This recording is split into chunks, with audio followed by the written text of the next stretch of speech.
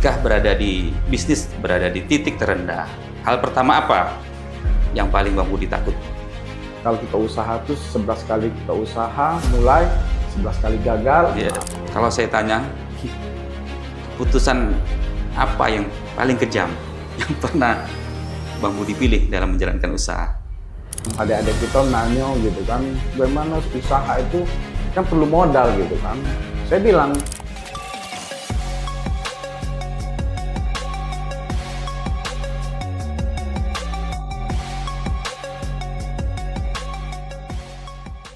banyak orang cuma melihat hasil akhir. Mereka tidak pernah tahu bagaimana seorang pengusaha menjalani hari-hari panjang penuh perjuangan. Mengambil keputusan nekat, keputusan berani, dan rasa takut akan kehilangan segalanya. Di sini kita akan mengangkat kisah, bukan hanya sesuatu yang dibungkus kesuksesan semata. Kita bongkar cerita apa adanya. Ini bukan soal siapa yang paling kaya, tapi siapa yang paling berani bertahan. Inilah JB People, suara para pengusaha yang berani melangkah. Namanya sebelum dikenal sebagai seorang politisi, lebih dulu tercatat sebagai seorang pengusaha. Jejaknya terekam, ia pernah menjadi sebagai Ketua HIPMI Kota Jambi. Basicnya yang sebagai sarjana pertanian, tapi tahu-tahu melangkah sebagai seorang pengusaha di bidang alat kesehatan. Inilah dia, Budi Setiawan. Sehat? alhamdulillah, Bang. Sehat, Bang, ya? Alhamdulillah. Ayo, lama nggak temu. Siap, lama. Tapi makin fresh. Iya, alhamdulillah. Olahraga terus. Olahraga, saya? Iya, tiap hari, tiap pagi. Ini fresh. Apa pilihan olahraganya itu? Biasa lari-lari, terus sepeda. Itu kalau memang pas pagi-pagi udah hujan kan, sepeda. Itu Bang. Alhamdulillah. Siap. Bang Budi ini direktur ya? Iya. Pemilik PT Berlian Surya Indo. Berlian Surya Indo. Suatu perusahaan yang bergerak di bidang alat-alat kesehatan. Alat-alat kesehatan. Kita akan berbicara mengenai itu, Bang Budi. Siap. Khususnya bagaimana sih seorang Budi Setiawan menjalani usahanya ini. Siap. Pertanyaan pertama. Iya. Dakduk. Pertanyaan. Suasana horor tapi berbalut tawa. Ketika Bang Budi menjalani usaha, ada momen ketika mungkin bisnisnya tidak sedang baik-baik saja. Ya. Seperti hidup lah, ada pasang, ada surut. Ya, betul. Ketika bisnis berada di titik terendah, Ya. hal pertama apa yang paling Bang Budi takut kehilangannya? Ya, jadi kalau bicara bisnis, bicara usaha, Bang Ded, saya mulai usaha itu di awal usia 20 tahun. Jadi saya karena memang basic saya hobinya di marketing, penjualan. Dulu usia 20 ke atas itu saya apapun saya jual gitu, asal memang sesuai dengan pangsa pasar waktu itu dan juga ya yang memang ya yang legal lah. Jadi yang dapat untung yang pertama yang jelas saya mencari jaringan dulu waktu pertama. Jadi mulai eksis saya usaha itu bukan di alat-alat kedokteran. Waktu itu memang jual tuh kayak semacam ke warung-warung, ke toko-toko gitu kan. Karena memang saya hobi. Nah, mulai dari situlah saya memang tumbuhlah jiwa usaha. Jadi pas kuliah, itu pun pas kuliah saya sambil usaha. Sehingga memang pas tamat kuliah itu saya pengen jadi pengusaha. Jadi kalau untuk jatuh bangun usaha ini ya begitulah, usaha bisnis. Kalau mau jadi pengusaha, mau menjadi bisnis ya harus siap gagal dulu. Siap gagal. Bukan siap sukses gitu kan, siap gagal. Karena usaha itu pasti melalui masa-masa sulit. Yang jelas usaha itu harus nahan apa nama tuh, nahan Selera. selera, atau Jambi itu selero lah, Selero. harus nahan selero. Nah, mati ya kita usaha ini kan, apalagi saya usaha bukan dari orang tua, saya usaha memang dari merintis. Jadi saya tahu mulai dari nol sampai memang seperti ini, ya saya sudah alamin. Jadi kalau masalah gagal, terus berhasil, gagal, berhasil itu sudah saya lalui.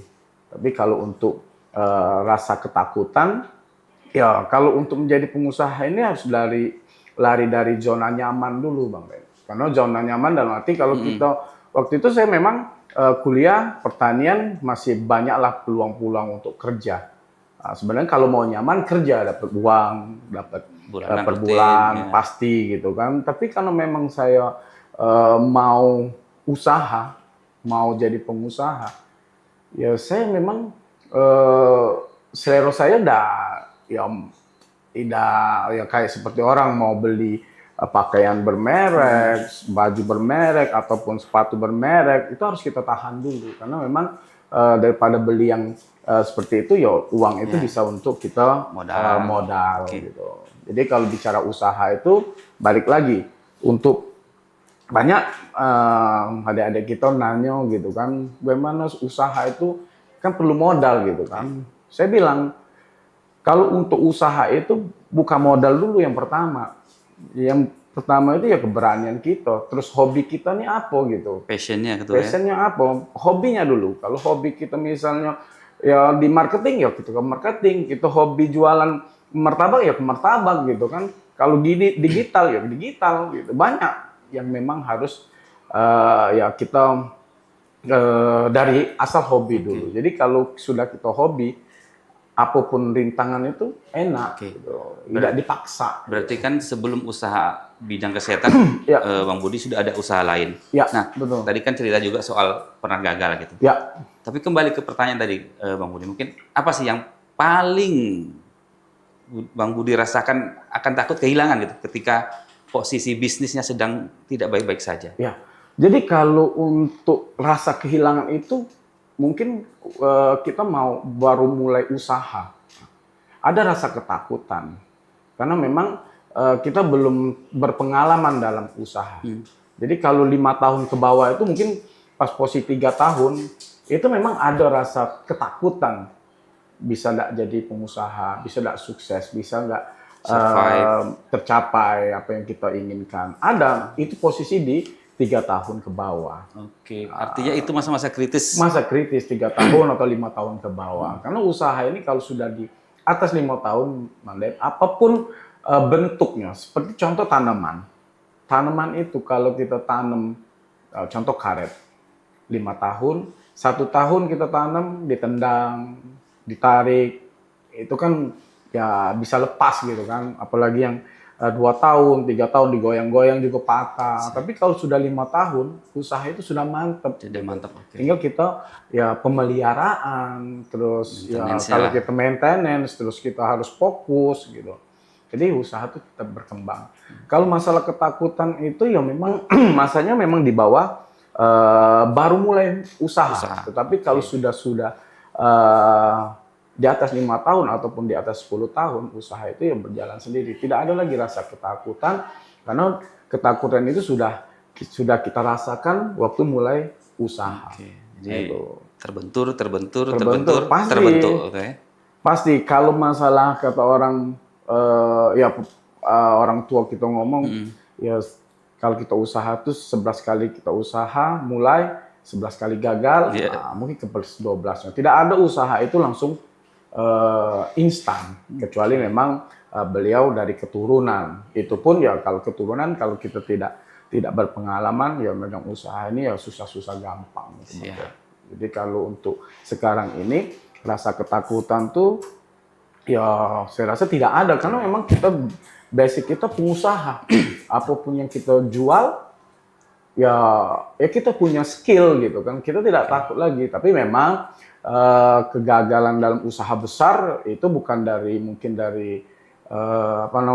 dari kitanya, biasanya dari dalam-dalam gitu kan, seperti ya contoh kalau tanaman udah besar, roboh, itu kan bukan karena ditiup angin, biasanya ada hama, ada ya macam-macam. Nah itu, jadi hampir sama lah usaha dengan saya dapat tanaman poinnya. proses ya.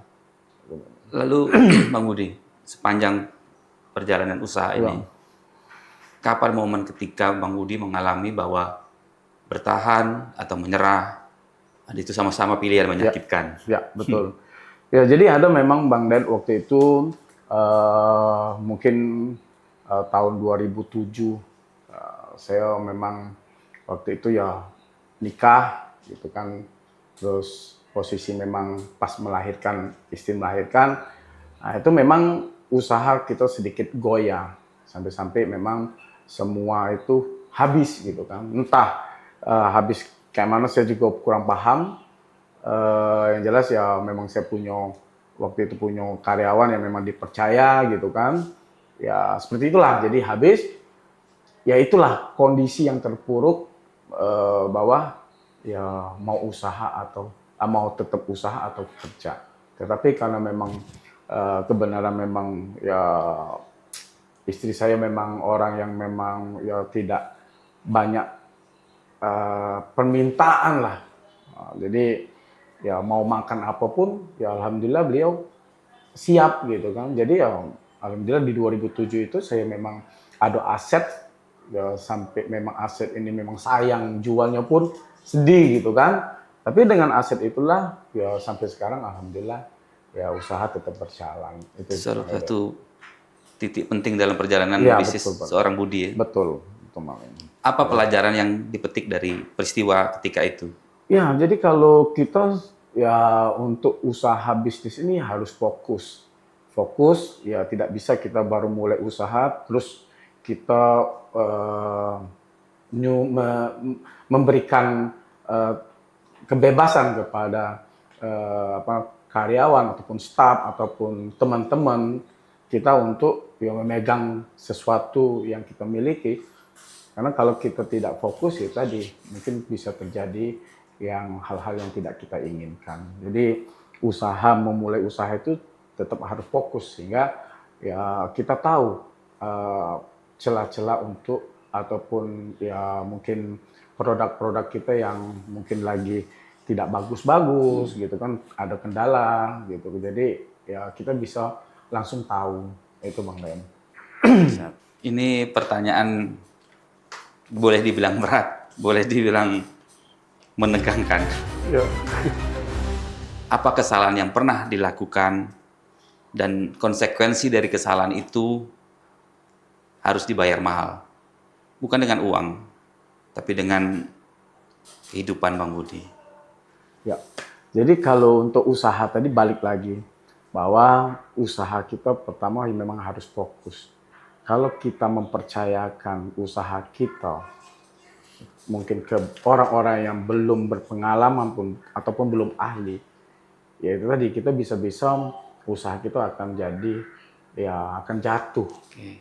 Sehingga ya kita akan memulai lagi usaha baru, maksudnya dengan memulai baru lagi usaha itu. Karena memang kalau kita percaya dengan ya orang-orang gitu yang memang kita percaya yang tapi karena memang kepercayaan kita tidak ahli dalam bidangnya itu tadi. Jadi yang pasti ya usaha itu menurut saya Bang Den ya harus fokus dulu lah. Fokus sehingga ya kita tahu kendala-kendala apa yang bisa kita hadapi di usaha itu.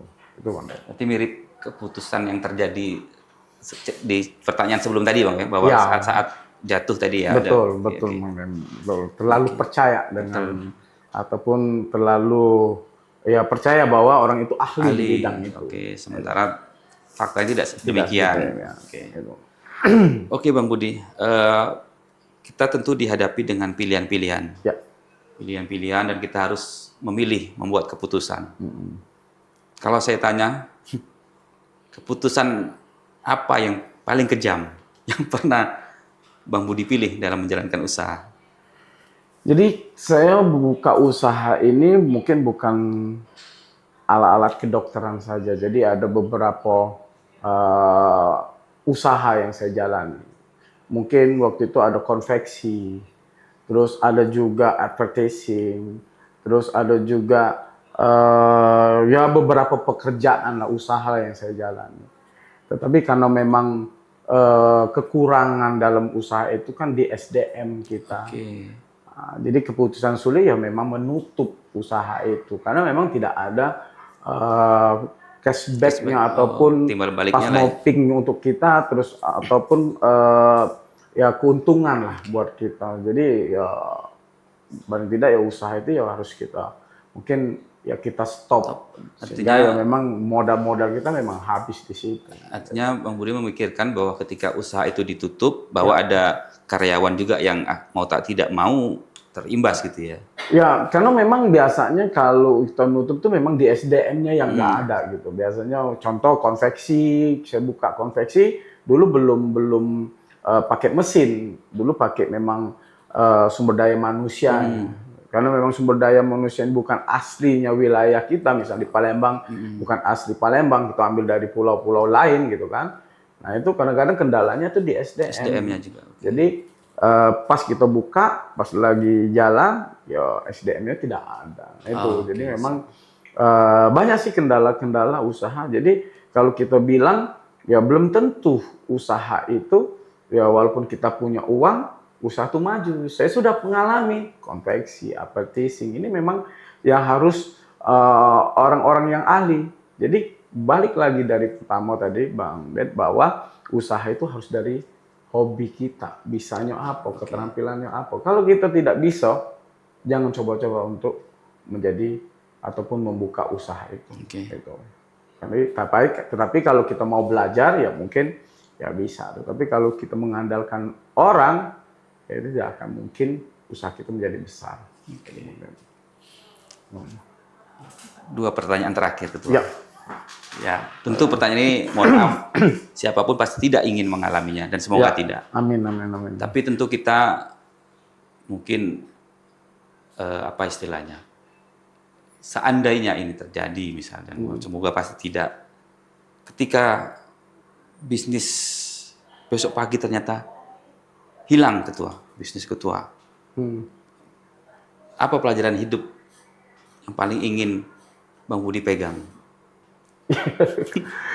Jadi usaha ini Pak Bang Ded, kalau kita bicara usaha yang paling mungkin yang tadi seperti hilang tadi, alat-alat kedokteran, alat kesehatan khususnya di bidang saya ini pernah mengalami waktu COVID. COVID itu produk kita ini memang sama sekali tidak ada pesanan.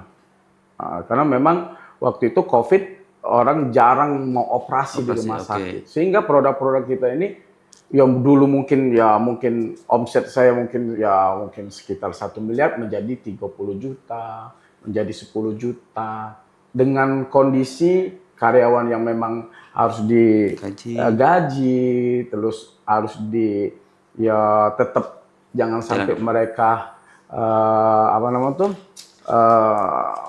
PHK lah gitu kan. Nah ini yang memang ya bagaimana kita bisa bertahan waktu itu di posisi COVID waktu itu. Ya alhamdulillah ya karena izin Allah juga Bang Ded, ya balik-balik kita tidak ada yang memang kalau tidak melalui beliau ataupun ya melalui Allah ya usaha apapun tidak akan berjalan. Jadi kalau untuk jatuh itu ya kami sudah mengalami selama 2 tahun. Produk yang memang ya selama ini omset ya memang cukup gitu kan. Tahu-tahu pas kondisi musibah COVID ya anjlok, penjualan anjlok. Tapi alhamdulillah ada rezeki yang memang Allah berikan, ya mungkin produk-produk lain yang memang waktu itu pas mopi yang kita jual sehingga bisa menutupi ya ataupun untuk teman-teman lah waktu itu. Jadi artinya pelajarannya salah satunya mungkin seperti yang sering disampaikan para motivator, jangan menaruh satu telur di satu keranjang gitu. Iya betul Bang Dan. Jadi memang usaha itu ya kalau buka usaha ini ya memang harus kita lihat potensinya seperti apa. Kalau usaha yang saya jalani ini kebutuhan dan dibutuhkan gitu kan. Kebutuhan dibutuhkan waktu di operasi ini sangat dibutuhkan oleh ya dokter ataupun pasien gitu, ataupun rumah sakit, karena ini memang dipakai. Sehingga kalau kebutuhan ya kebutuhan untuk rumah sakit dan dibutuhkan untuk operasi. Sehingga produk-produk kita ya bisa berjalan, dan juga dari dulu Bang Ned saya buka usaha, bagaimana usaha ini bisa berjalan sampai anak cucu saya. Jadi saya pilih usaha yang memang bagaimana usaha saya tinggal ini bisa dilanjutkan oleh keturunan saya nantinya, Bang Ned. Bang Budi, di luar sana tentu banyak mereka yang ingin berusaha, tapi mungkin belum beruntung atau menemui aral melintang, sehingga mereka berada posisi rasa ingin menyerah. Nah, kepada mereka-mereka yang merasa lelah dan ingin menyerah, mungkin Bang Budi bisa memberikan apa kalimat untuk mereka, Bang Budi? Ya, jadi bicara menyerah mulai usaha ini ya memang usaha ini kalau kita lihat orang-orang sukses ya enak, tapi kalau kita mau mulai usaha ini ya memang dari hati kita dulu gitu kan. Kalau memang kita memang siap untuk tidak ya siap untuk maksudnya menahan-nahan selera tadi gitu kan. Siap apapun makan, bisa mau makan garam ataupun makan ya lauknya tidak ada lauk ataupun nasi putih. Ya kalau kita sudah siap itu, ya kita harus jadi pengusaha gitu. Jadi pengusaha ini harus siap dulu. Tetapi kalau sudah kita siap itu, sudah siap makan nasi putih, air putih gitu, walaupun lauknya lauk garam, ya insya Allah apapun yang adik-adik lakukan dengan fokus usahanya, insya Allah akan berjalan lancar. Itu Bang Deddy. Oke, GB People, demikianlah perbincangan singkat dengan Bang Budi, seorang pengusaha di bidang alat-alat kesehatan. Ada pesan yang beliau sampaikan bahwa kita dalam menjalankan usaha perlu fokus dan passion. Semoga perbincangan singkat ini bisa bermanfaat bagi GB People, dan saksikan terus podcast di jambisnis.com. Terima kasih, saya Deddy Rahmawan undur diri. Assalamualaikum warahmatullahi wabarakatuh. Waalaikumsalam warahmatullahi wabarakatuh.